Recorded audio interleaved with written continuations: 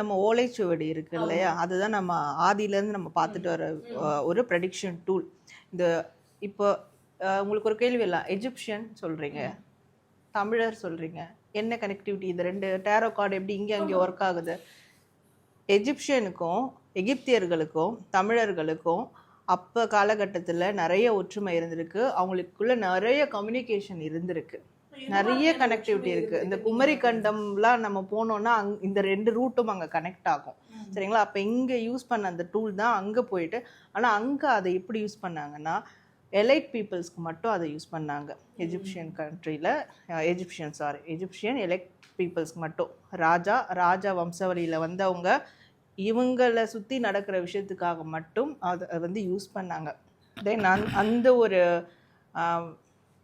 ஒரு எரா அழியும் போது இதுவும் கூடவே சேர்ந்து அழிஞ்சு போன ஒன்று. ஸோ அப்படி தான் இது வந்து வெளியே வந்தது. அதனால தான் இந்த ரூட் இங்கே இருக்குன்னு சார் சொன்னதுக்கு ரீசனே அது ஆக்சுவலாக அதுதான், அங்கேருந்து வந்தது தான் அது.